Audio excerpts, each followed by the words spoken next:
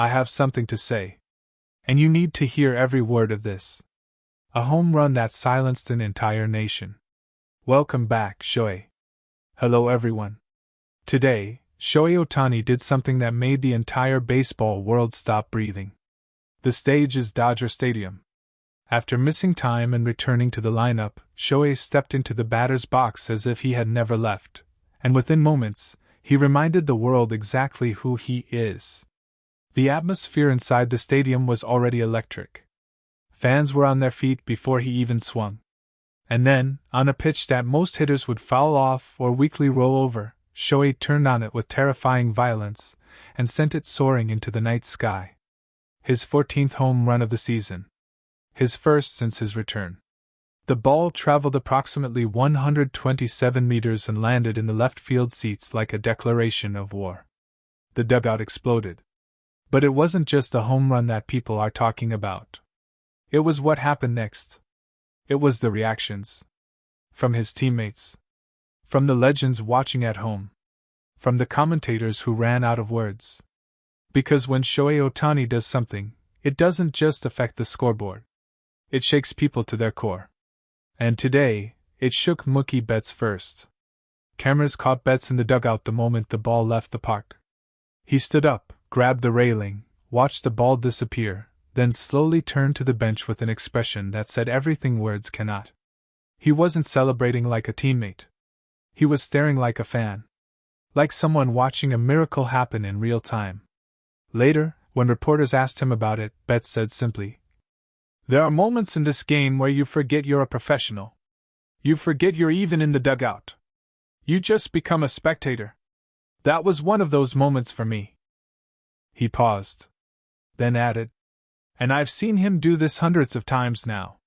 It still doesn't feel normal." That word, normal. That is the word everyone keeps circling back to when they talk about Shohei Ohtani. Because nothing about him is normal. Not his ERA of 0.74 as a pitcher. Not his 14 home runs as a hitter. And certainly not the fact that he does both, at this level, in the same season, on the same team, in the same uniform. But if Betts' reaction made people stop and think, what Freddie Freeman said next made all of America go quiet. Freeman, who has been Ohtani's teammate since the start of the season, sat down with reporters after the game and did not hold back. He spoke slowly, deliberately, like a man who had been thinking about this for a long time and finally decided to say it out loud. "I've been playing professional baseball for over 15 years," Freeman began. "I've played with great players. I've played against great players. I've been on rosters with future Hall of Famers. And I want to be very clear when I say this, there is no one, in the history of this sport, who has done what Shohei Ohtani is doing right now. No one." He leaned forward. "And I think we as Americans need to be honest with ourselves about something. We built this sport. We exported it to the world. And then a man came from Japan and redefined what was possible in it. Completely. And the most embarrassing part, we don't have a single player who can do what he does. Not one. I love this country. I love American baseball. But Shohei Ohtani has exposed a gap that we don't even have the vocabulary to describe yet." The room went silent. A reporter asked if he felt that was too strong a statement. Freeman didn't blink. "No. I think it's not strong enough." On social media, Freeman's words spread instantly. American fans were divided. Some agreed with painful honesty. Others pushed back defensively. But deep down, even the skeptics knew he was right. Because the numbers don't lie. The 14th home run doesn't lie. The 0.74 ERA doesn't lie. And then Randy Johnson called in. Randy Johnson, the big unit, the most intimidating left-handed pitcher in the history of Major League Baseball, appeared on a popular American sports radio program. And he came with something to say about more than just the home run. "Let me tell you something," Johnson opened. "People are talking about the Cy Young Award. People are talking about the Hank Aaron Award. And they're asking, can Shohei win both? In the same season? As a two-way player?" He paused for effect. "The answer is yes. And it terrifies me to say that. The hosts laughed nervously. Johnson did not laugh. I'm being serious. When I won the Cy Young in 1995, and again in 99, 2000, 2001, 2002, I gave everything I had to pitching. Every single cell in my body was focused on one thing: being the best pitcher on the mound. That's how you win a Cy Young. You sacrifice everything else. Your body, your social life, your mental energy, all of it goes to pitching. He stopped. Shohei is doing that. And then going to the plate and hitting 14 home runs. Tell me how that is physically possible.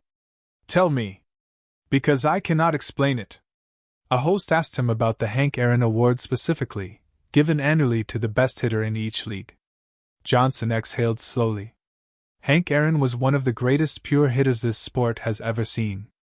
The award that carries his name should go to someone who dedicates their entire existence to hitting. Someone who studies pitchers obsessively, who lives and breathes the at-bat. Another pause. And yet, here is Shohei Ohtani, who is also one of the best pitchers in baseball this season, with a 0.74 ERA. And he is still in the conversation for Hank Aaron's award. Do you understand what that means?